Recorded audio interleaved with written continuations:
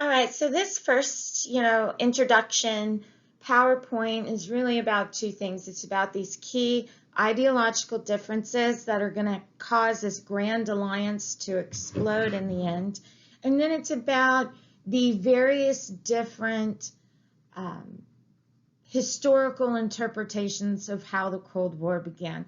The Cold War is one of those studies in history that historians just are torn about. They argue about causes, they argue about who's to blame, they even argue about when it started. Did it start in 1917 or did it start in 1941 or did it start in 1945?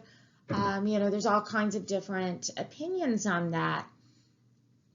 As a result, it's important for you studying this topic to kind of form your own opinion. You're going to be provided a lot of evidence over time over the different causes, and you're also going to be taught different ideological differences. Certainly, this is going to tear apart the world post-World War II as people begin to fight ideological wars. And I will tell you, as I'll tell you many times, there's no real way to win an ideological war without completely destroying the enemy.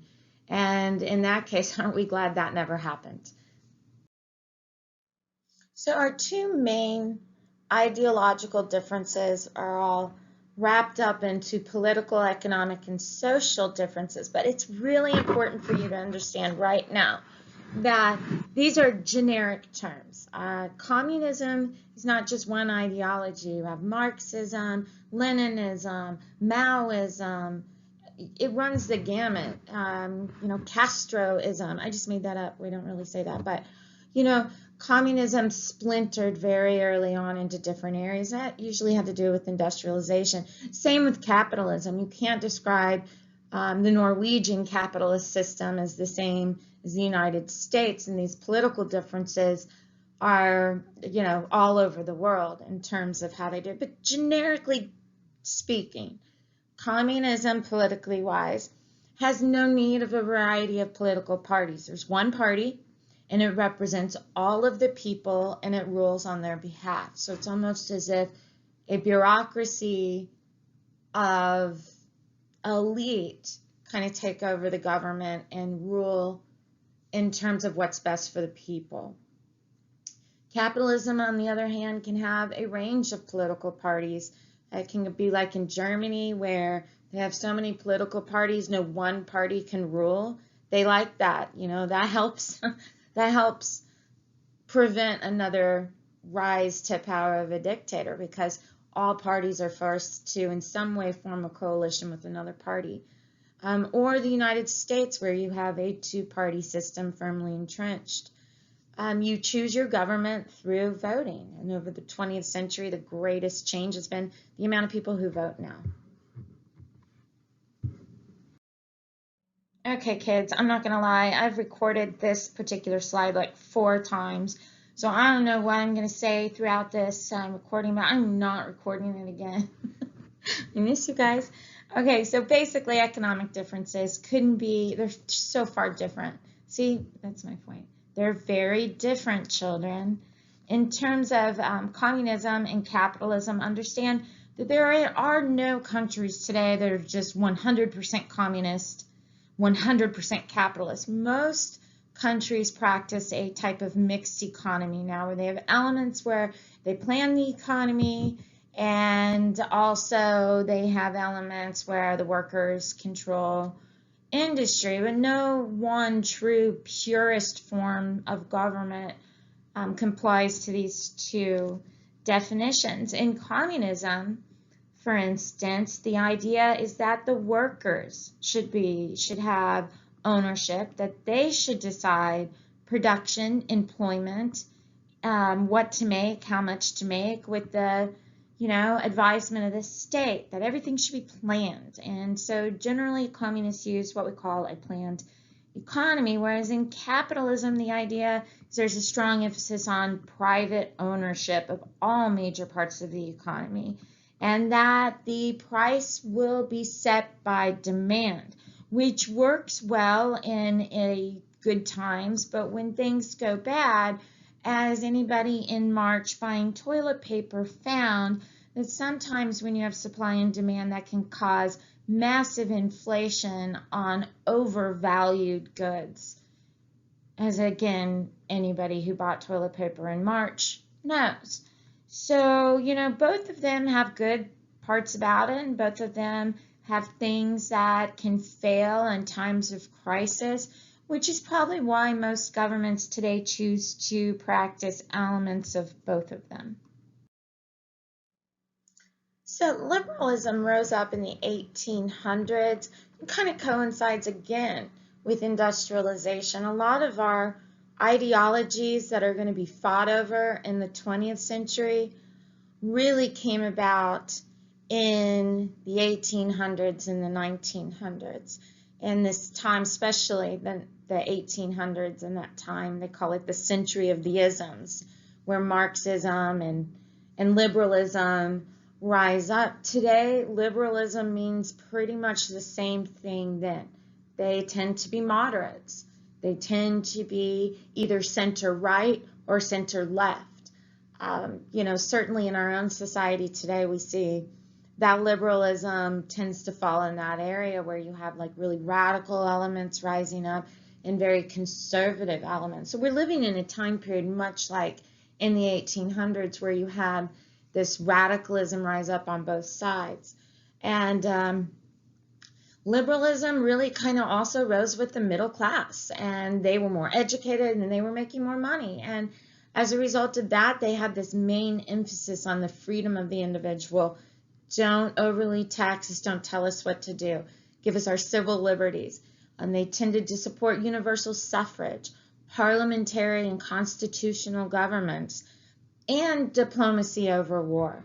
This becomes a problem right after World War I, especially in places like Italy, as this idea of diplomacy over war comes into conflict with fascism. So we're going to see this ideology of modernism come into conflict with both sides of the radical. And as I have often said, nobody likes moderate in times of trouble. Nobody wants common sense when they're frantically feeling something emotional.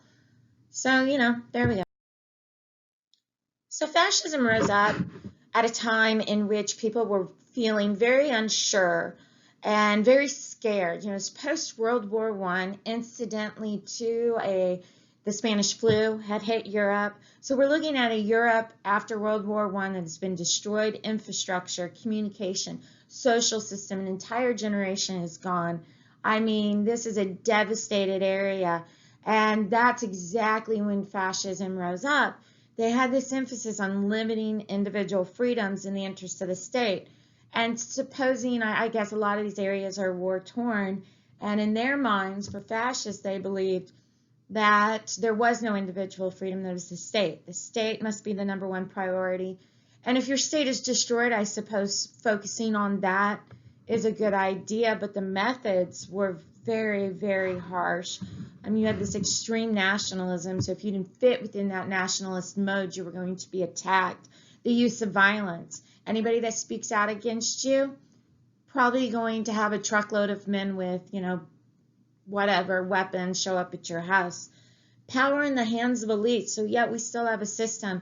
And actually, fascism is interesting in how similar it is to the absolutism that existed in Europe, all the way up to the Enlightenment, this idea that one leader should rule and rule with an iron fist, and what he says goes. He says goes. Notice the use of he. So fascism, while under a new name, is not a new type of government for Europe.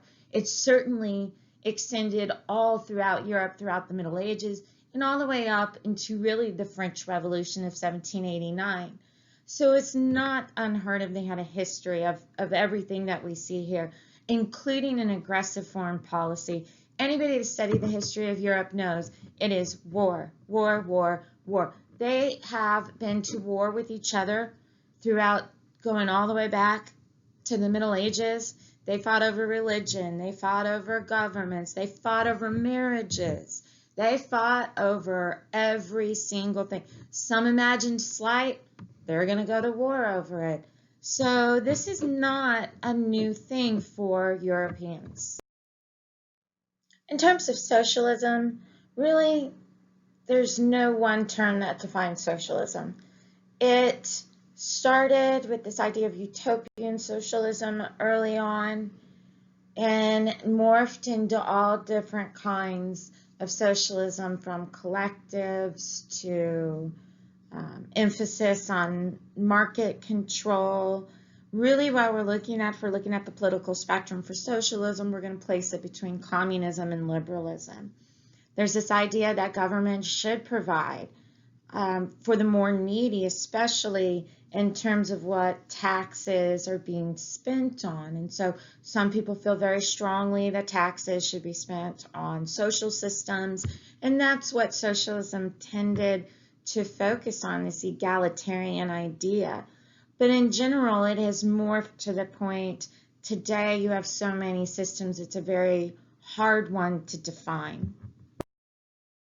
So unlike socialism, conservatism is not hard to define. It has changed over time. You know, the origins of conservatism was a response to the Enlightenment, to the movement of more political participation by the masses. And so conservatism always kind of sought to not have change, to kind of keep that old elite system of top rule in place. They had an emphasis on, I have no idea what I was saying because my son just came in and interrupted me while I was recording. I think I'm just going to go with it. But anyways, Catholic Church. So, you know, they wanted to keep these traditional institutions in place where it's the elite rule for you under a king, a monarch, or even a constitution in some cases, but we're not going to give mass people rule. And they were very, that was considered very dangerous, was having people participate in government. And so they wanted limited government intervention in people's life and limited changes to the social order. Certainly, they have always sought to keep their position in place, and oftentimes can be affiliated with a lack of modernization. So in order to understand Cold War propaganda produced by the United States and the USSR, and the various historical arguments and interpretations of the conflict, you have the East interpretation, West, you have to be able to understand the meaning of such terms as democracy, totalitarian, left, right, communist, capitalist, socialist, as well as the ideas of the corresponding left-wing and right-wing ideologies. You will then be able to understand the focus on the arguments, tensions, and propaganda that existed throughout the Cold War. At first glance, this appears to be straightforward. Certainly many people felt like they understood these terms and they knew what they meant. However, it's important to understand that both in historical applications and today, and the meaning of the context of the Cold War, such terms such as left and right, communism and totalitarian are explained, throughout this unit and more fully, but they can change meaning, depending on where you are, what time it is in history. Certainly, certain events can do that pretty quick. For example, left and right. As regards to left and right, these terms, their origins go all the way back to the French Revolution. At this time, the most radical political groups sat on the left side, and the more conservative sat on the right side of the assembly they met in. And so today, that's why we actually call it far left or far right. It had to do with where people sat in the National Assembly. Isn't that an interesting fact? Communism is seen in both those that love this system and oppose it. They see it as far more extreme left. Communists view capitalism as being either moderate or far right, depending on the political circumstances and whoever's ruling at the time.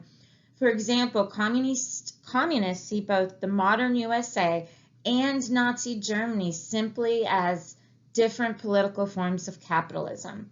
However, supporters of capitalism usually see it as moderate or firmly linked to democracy. This is further complicated by the fact that there is more than one strand of communism.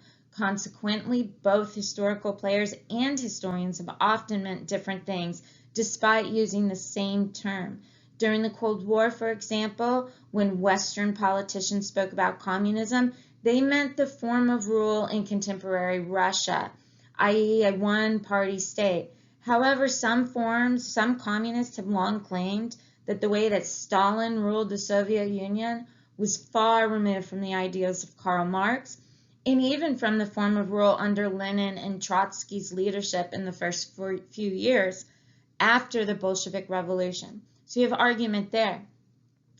Totalitarianism is also complex. During the Cold War, some political commentators and historians used the term to emphasize their claim that Stalinist Russia was as bad or even worse than Hitler's regime in Nazi Germany. These writers and politicians argued that the West needed to be every bit as vigilant and as aggressive against the Soviet Union during the Cold War as the Allies had been against Nazi Germany. However, other historians have argued that the label totalitarian did not fit the USSR at this time.